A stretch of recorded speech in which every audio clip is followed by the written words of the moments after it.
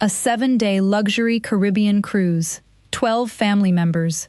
My mother-in-law upgraded 11 of them to premium balcony cabins, ocean views, private decks, the works. $4,200 per person. And me? She booked me into a windowless interior room on deck 4, right above the engine room. No natural light, no balcony. The cheapest, smallest cabin on the entire ship. Her reason? She told me my body was bad for the composition of the family portraits, so I logged into the group booking portal. And I found her credit card still on file. I picked up the phone, called the cruise line's premium concierge desk, and booked the $9,800 presidential suite. Top deck, 2 bedrooms, wraparound balcony, private butler.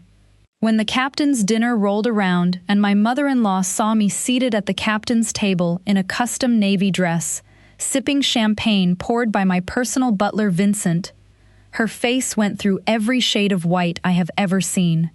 But we're not there yet. Let me take you back to the beginning. My name is Naomi Rivers.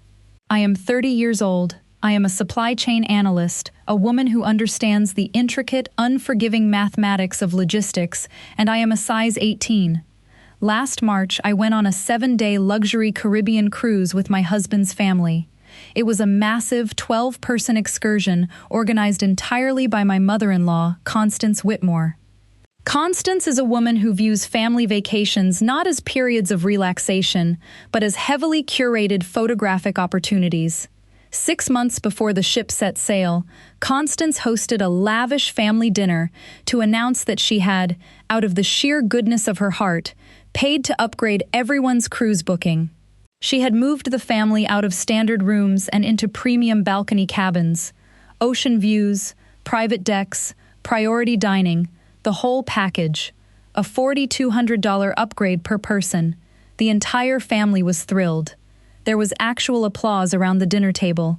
I was at that table. I applauded right along with them. What I did not know at the time, what my husband did not know, and what Constance deliberately failed to mention while soaking up the family's praise, was that she had not booked 12 balcony upgrades. She had booked 11. When the confirmation emails went out the following week, customized with cabin numbers and deck levels, I did not receive one. I logged into the family group booking portal to check my reservation. My cabin had not been upgraded. It remained in its original configuration, a tiny, windowless interior room on deck 4.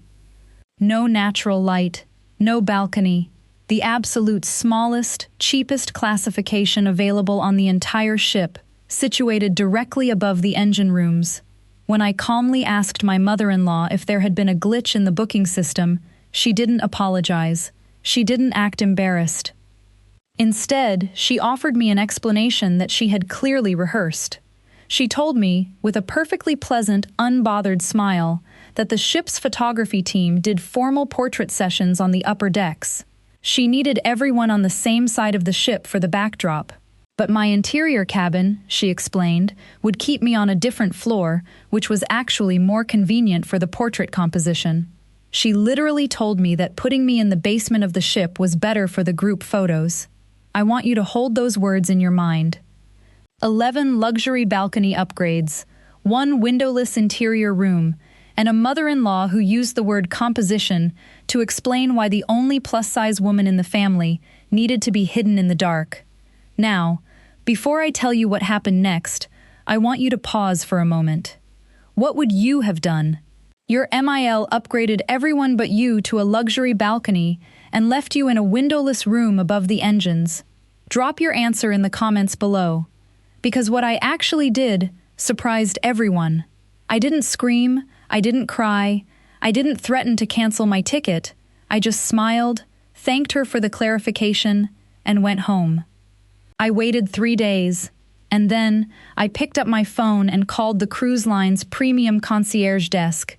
The phone call took exactly 11 minutes. By the time I hung up, Constance Whitmore's credit card, the card of record securely filed on the group booking portal, was charged $9,800. I didn't book a balcony. I booked the presidential suite, top deck, 2 bedrooms, a wraparound balcony, a private butler. Before I tell you exactly what happened when we arrived at the cruise terminal and Constance tried to send me to the basement, subscribe to the channel. Drop your location in the comments. Let me take you back to the beginning, because you need to understand exactly who Constance Whitmore is to understand why I did what I did. To truly appreciate the absolute poetry of a $9,800 credit card charge, you first have to understand the ecosystem of the Whitmore family. I met my husband, Marcus Whitmore, at a corporate logistics conference in Atlanta 5 years ago. He was a senior project manager for a major firm headquartered in Charlotte, North Carolina. I was a supply chain analyst for one of their competitors. We found ourselves in the same afternoon breakout session on vendor risk assessment, and we spent 45 minutes politely, relentlessly arguing over supply chain vulnerabilities. It was intellectually thrilling. He asked for my business card the moment the session ended. He texted me before I even made it to the airport. Our first date was a Tuesday. We were exclusively dating by March. We were engaged 2 years later and married 3 years after that. Marcus is a genuinely wonderful man. He is steady, analytical, and fair. But Marcus comes from a family that operates on an entirely different emotional frequency. He is the middle of 3 children. His older sister, Vanessa, is a diagnostic radiologist, incredibly precise, bone-dry, and capable of a very selective, guarded warmth.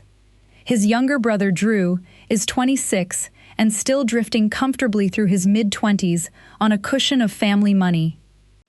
And then there is the matriarch, Constance.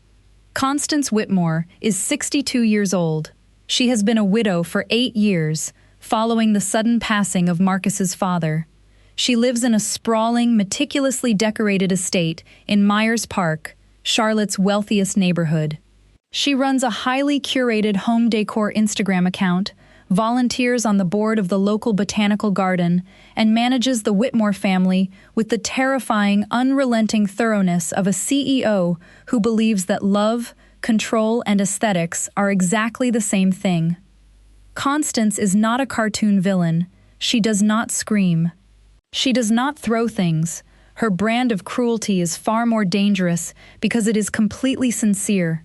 She has a rigid, unyielding vision of what her family should look like, how they should dress, how they should act, and most importantly, how they should photograph. If you fit the vision, she rewards you. If you don't fit the vision, she manages you. I did not fit the vision. I am a biracial woman with a size 18 body. I have curves. I take up space. I am completely comfortable in my own skin, but my skin and my size disrupted Constance's pastel, perfectly proportioned aesthetic. Constance never explicitly mentioned my weight. That would have been entirely too vulgar for a woman of her social standing. Instead, she spent 3 years executing a masterclass in passive-aggressive logistics. She managed my physical presence the way a crisis PR team manages a scandal, by minimizing visibility. It started with the annual Whitmore family Christmas photos. The first year Marcus and I were dating, Constance hired a professional photographer to come to the estate. When it was time to pose, she physically arranged the family. She placed Vanessa in the front. She placed Marcus in the center. She placed me in the very back row, standing directly behind Drew, who is 6'2". In the final framed photograph that hung in her hallway, you could only see my forehead and a sliver of my shoulder. I was effectively erased. I thought it was an accident. Then came the Easter gathering the following spring. Constance assigned the seating at her massive 20-person dining table. She placed me at the absolute far end of the table, as far away from the center of conversation as mathematically possible. When Marcus asked why we were separated from the main group, Constance smiled sweetly and said, "Oh, the natural light from the window down at that end is just so much more flattering. I thought Naomi would appreciate the glow." More flattering. It was a surgical strike disguised as a compliment. By the time the family reunion rolled around in 2024, the pattern was undeniable. Constance had booked another group portrait session in a local park. When we arrived, She somehow engineered the logistics so that I was asked to hold the photographer's reflector screens. I spent the entire 30-minute session acting as an unpaid lighting assistant, standing behind the camera, while the rest of the Whitmore family smiled for the lens. "You're just so helpful, Naomi," Constance had chirped when I finally realized what had happened. "You have such a great eye for these things." 3 years of targeted exclusion, 3 years of being cropped, hidden, and positioned out of sight. I never complained to Marcus. I never made a scene. I am an analyst. I gather data before I make a move. I watched how she operated. I understood her methodology, and I maintained my composure. I loved my husband, and I wasn't going to let his mother's obsession with appearances ruin my marriage. But then came the cruise. Constance thinks entirely in group experiences. The 7-day Caribbean cruise was her ultimate project. She had been planning it for a year. It was her gift to the family, a massive, expensive undertaking that gave her something she craved above all else: complete, uninterrupted control over our physical locations and schedules for 7 consecutive days. The announcement of the balcony upgrades was the crown jewel of her generosity. At that family dinner, she beamed as her children and relatives thanked her for the $4,200 premium cabins. And then, the emails went out. When the confirmation emails were distributed to the family, Marcus was sitting across from me in our home office. I watched him open his email, smile, and then look up at me. "Did you get your cabin upgrade email?" he asked. I checked my inbox. I checked my spam folder. Nothing. "Checking," I replied, keeping my voice even. I logged into the cruise line's group booking portal. Marcus and I had joint administrative access to the portal because we had handled the initial passport uploads for the family. I clicked on my name. The screen loaded. Naomi Rivers. Cabin status, confirmed. Deck 4. Interior stateroom.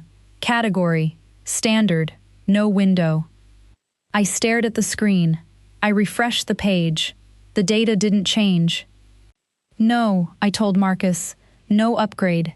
He frowned, leaning closer to his monitor. "Let me look. That makes no sense. My mom said she upgraded the entire block of rooms." He pulled up the master list. I watched his face fall as he read the screen.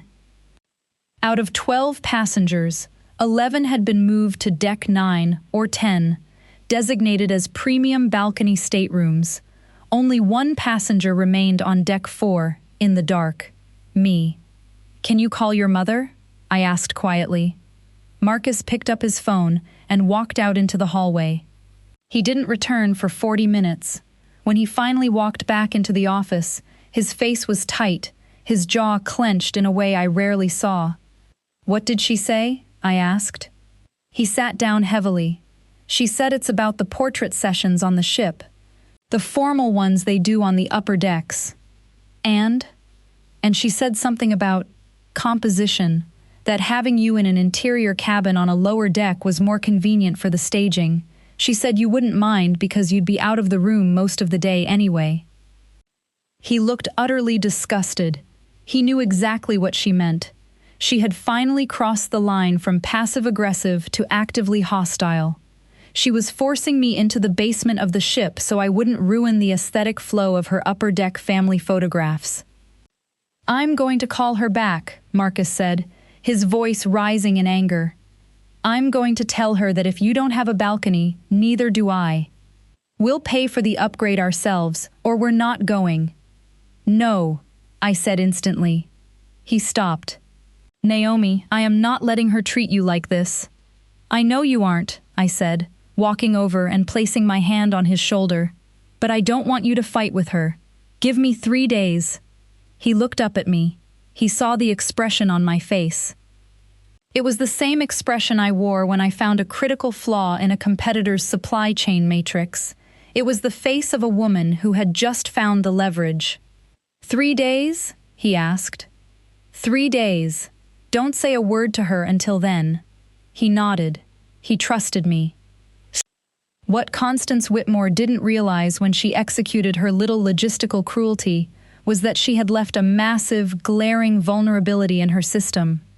When you organize a large group booking on a luxury cruise line, there is usually a primary card on file linked to the group account. This card is used to hold the initial deposits, secure group reservations, and, crucially, authorize upgrades for any member within the group block, provided the person making the request has administrative access to the portal. Constance had used her premium black card as the group account card, and because Marcus and I had handled the passport uploads, our profile possessed full administrative permissions. I waited 3 days to ensure the initial balcony upgrade charges had fully cleared her bank. I didn't want my transaction flagging a fraud alert alongside the others. On a Tuesday afternoon, while Marcus was out running errands, I sat down at my desk, pulled up the cruise line's premium contact number, and dialed the concierge desk. The phone rang twice before a woman answered. "Atlantic Monarch Premium Concierge. This is Patricia. How may I assist you?" "Hi, Patricia," I said, my voice bright and professional. "My name is Naomi Rivers. I'm part of the Whitmore family group booking reference number W7742. "I see it right here, Ms. Rivers," Patricia said cheerfully. 12 passengers, embarking out of Fort Lauderdale next Saturday. How can I help you today?" "I need to upgrade my specific cabin," I said. "I am currently booked in an interior stateroom on Deck 4. I would like to move to the highest available premium suite on the ship." I heard the rapid clicking of a keyboard on Patricia's end. "Let me look at our current inventory," she murmured. "We are quite full." "Ah, you are in luck, Miss Rivers. We had a last-minute cancellation this morning. The presidential suite on Deck 14 just opened up." "What does the presidential suite include?" I asked, though I already knew. "It is our finest accommodation," Patricia explained, her tone shifting into practiced luxury sales. 2 bedrooms, a massive private living area, a dedicated dining space, a wraparound balcony offering unobstructed ocean views on 3 sides of the ship. It includes priority embarkation, priority dining reservations, and the services of a dedicated personal butler for the duration of the voyage. "That sounds perfect," I said smoothly. "What is the upgrade cost for the 7 nights?" "The upgrade fee from your current interior classification to the presidential suite will be $9,800, Patricia said. $9,800, more than double the cost of the balcony upgrades Constance had purchased for everyone else. "I'll take it," I said. "Wonderful," Patricia replied, entirely unfazed by a $10,000 transaction. "Now, I see the Whitmore Group account has a primary credit card on file, designated as the group payment method. Shall I charge the upgrade fee to the visa ending in 44119?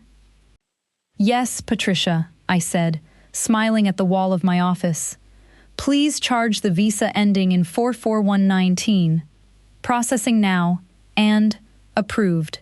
You are confirmed in the presidential suite, Deck 14. Shall I send the updated itinerary to the primary group email?" "No," I said quickly. "Please send the confirmation to my personal email address." I spelled it out for her. "Done. Is there anything else I can assist you with, Mrs. Rivers?" "No, Patricia. You have been incredibly helpful." "Thank you." The confirmation email hit my inbox 4 minutes later. The PDF attached showed the beautiful floor plan of the presidential suite, the name of our butler, Vincent, and a receipt showing $9,800 successfully billed to Constance Whitmore. I forwarded the email to Marcus. My phone rang 2 minutes later. "Naomi," Marcus said. His voice was breathless. Did you just book the presidential suite?" "I did." "On my mother's credit card?" "On the designated group payment method that your mother linked to the portal she gave us administrative access to," I corrected calmly. A long, heavy pause echoed through the line. "Naomi, she's going to see a $10,000 charge." "I know. That's the point." "I should probably warn her," he said nervously. "If she checks her banking app."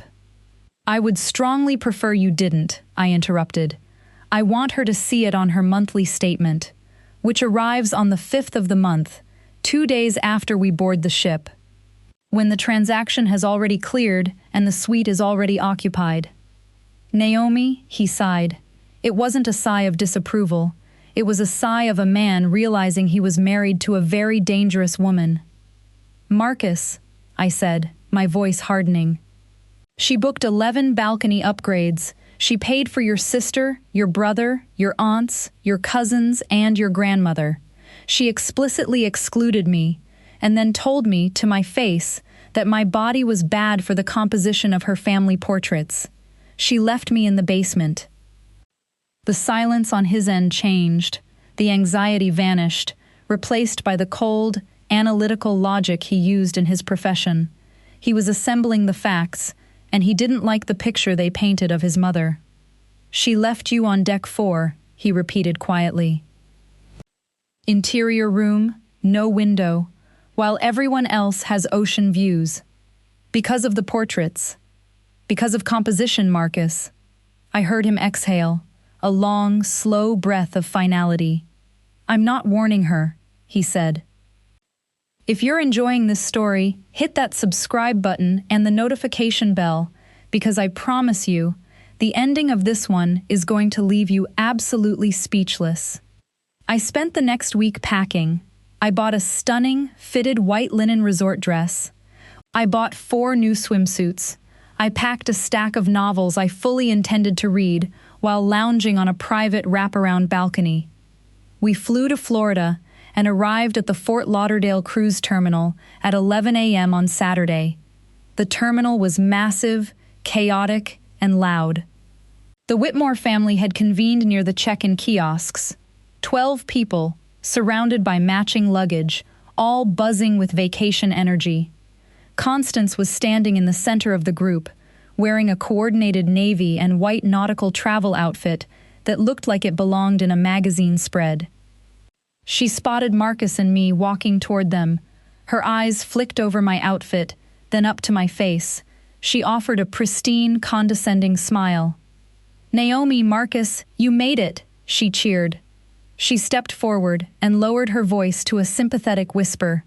"Naomi, sweetheart, I truly hope the interior cabin won't be too much of an adjustment for you. I know it's not quite what everyone else has, but honestly, you'll be so busy on the ship, you'll only be in there to sleep. You'll forget all about the lack of windows." "I'm sure you're exactly right, Constance," I said, matching her cheerful tone perfectly. "I'm not worried about the windows at all." The boarding agent at the desk picked up a microphone. "Ladies and gentlemen, we are now beginning the embarkation process for the Atlantic Monarch. We invite our priority boarding guests to step forward to the premium desk." Marcus grabbed his suitcase handle. "That's us," he said. Constance blinked, confused. She reached out and touched Marcus's arm. "Oh, no, sweetheart. Priority boarding is only for premium suites. We have balcony cabins. We're in group 3. We have to wait."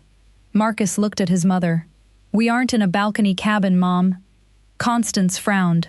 "Well, I know Naomi is in the interior room, but—" "We're in the presidential suite," Marcus said smoothly.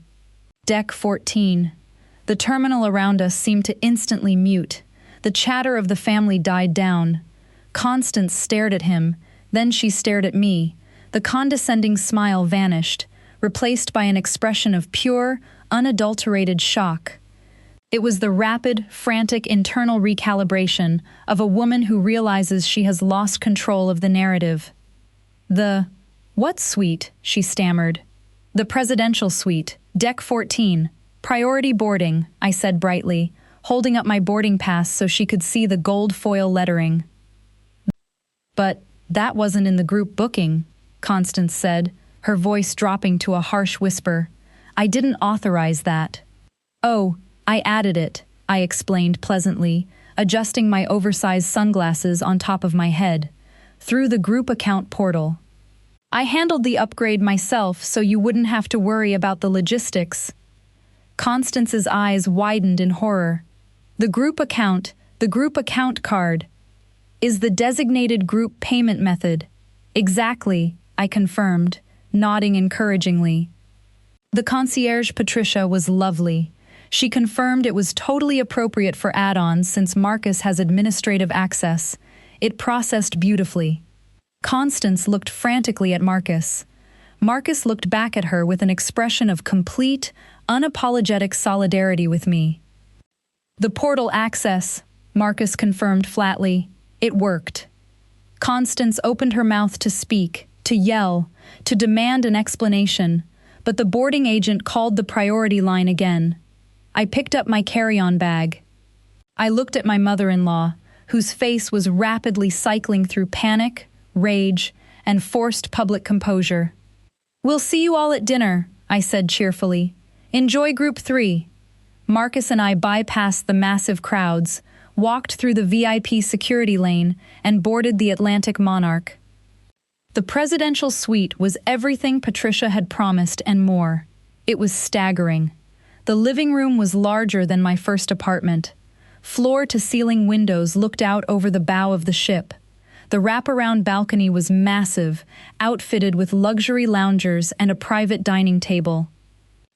And standing by the door, holding a silver tray with 2 glasses of chilled champagne, was Vincent, our butler.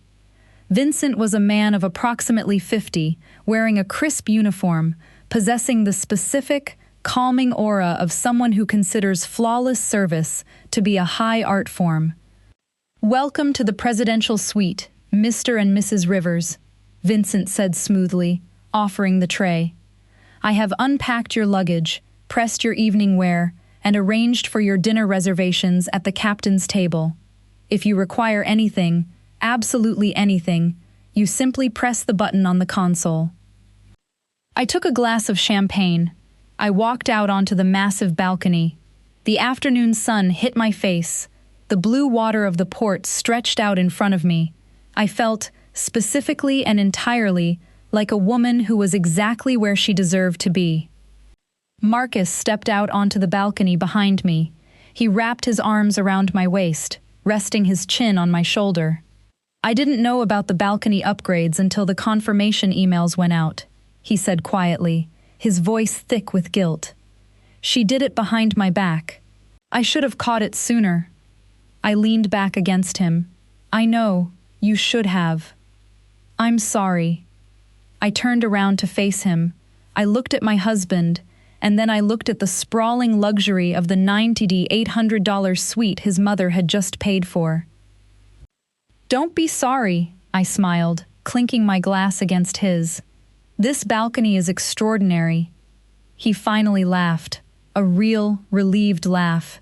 "It really is." The first few days of the cruise were a masterclass in tension. The Whitmore family, relegated to their standard balcony cabins on decks 9 and 10, were acutely aware of the massive power shift that had occurred on embarkation day. Constance avoided me. She communicated with Marcus via brief, clipped text messages about dinner times and excursion schedules. I spent my mornings on my private wraparound balcony, drinking coffee delivered by Vincent, reading my novels, and ignoring the group chat entirely. It was glorious. But day 3 was the formal portrait session, the entire reason Constance had attempted to exile me to the basement of the ship. The ship's professional photography team had set up on the upper pool deck, the one with the spectacular, clear ocean horizon backdrop and the perfect golden hour lighting. Constance had coordinated everyone's outfits, a nautical theme of navy and white. I arrived exactly on time. I was wearing a stunning, custom-tailored navy sundress. I had commissioned it from Evelyn, a brilliant seamstress in Atlanta, specifically for this trip. The dress was structured through the shoulders, fitted at the waist, and designed to make a size 18 look exactly like the powerful, beautiful size 18 it is. I looked incredible, and I knew it. I walked onto the deck just as Constance was bustling around, physically arranging the family into their specific formation against the railing. She was in her element, directing her children and relatives like props on a stage. I walked directly into the center of the formation and stood shoulder to shoulder with Marcus in the front row. Constance froze. Her hands dropped to her sides. I watched her face do the rapid recalibration trick again. She opened her mouth. I knew exactly what she wanted to say. She wanted to tell me to move to the back. She wanted to hide me behind Drew. The photographer raised his camera and checked his light meter. Okay, folks. Beautiful. Let's get everyone looking right here. Constance closed her mouth. She put me in the middle of the front row. She didn't do it because she wanted to.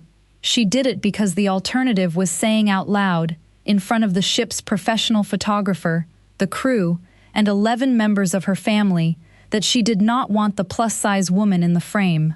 And even Constance, who had spent 3 years manipulating logistics to avoid this exact moment, lacked the courage to be openly, publicly cruel. The photographer shot 47 frames. In every single one of those frames, I am front and center. I am standing in the golden Caribbean sun, wearing a custom navy dress, looking exactly like what I am, a Whitmore. By marriage, by choice, by legal standing, and by the specific, aggressive application of a group account credit card. The hammer finally dropped on Thursday. The ship provided complimentary, high-speed Wi-Fi to guests in the premium suites. Constance, who had purchased a limited data package for herself, apparently checked her banking app that morning. She found Marcus first. According to my sister-in-law Vanessa, who witnessed the interaction on the pool deck, the conversation between mother and son was short, highly technical, and deeply uncomfortable. Marcus did not back down. He told her exactly why the charge happened, and he told her to go speak to his wife. She arrived at the door of the presidential suite at 4 p.m. Vincent let her in. He offered to take her hat, which she ignored. He guided her out to the private balcony where I was sitting with a book. Vincent materialized briefly to check if I needed anything, and Constance waved him away with a sharp, dismissive gesture. She sat down in the luxury lounger across from me. She sat very straight, adopting the rigid posture of a woman who has lost control of her boardroom and is desperately trying to claw it back. "Naomi," she said, her voice tight, "I want to understand what happened." "What part?" I asked, marking my page and closing my book. "The suite, the charge on my card. You designated your premium visa as the group payment method for the family block," I recited, keeping my tone perfectly analytical. "You granted Marcus joint administrative access to handle the travel documents. I logged into the portal and authorized an add-on upgrade for my specific cabin. It processed successfully." I paused, meeting her eyes. "It was $9,800. "I am acutely aware of the amount," she snapped. "It's significantly less than the total cost of the 11 balcony upgrades you purchased," I pointed out. She looked at me steadily, her jaw clenching. "I made those upgrades because I wanted everyone to have a nice experience on this vacation."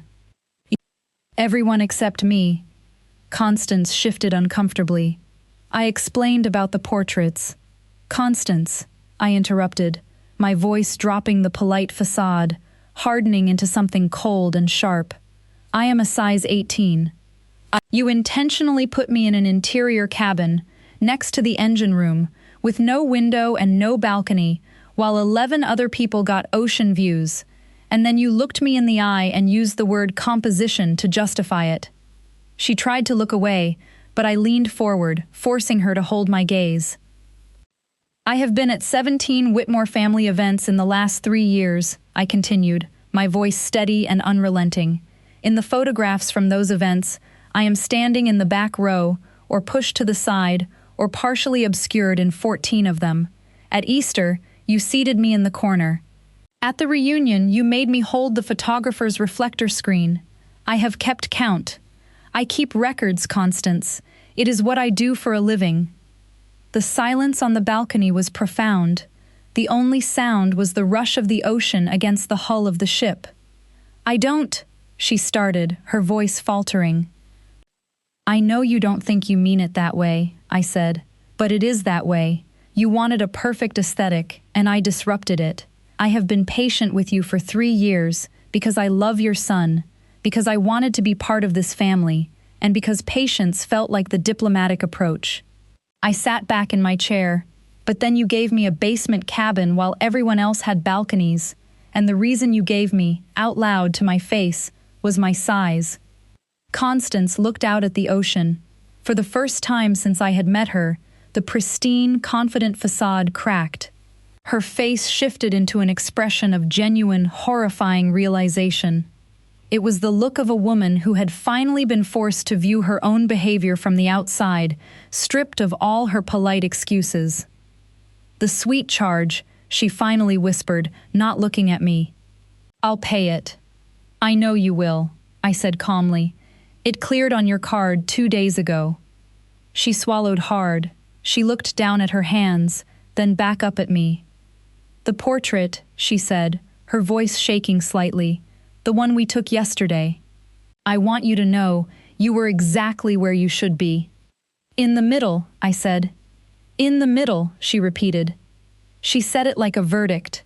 It wasn't a tearful apology.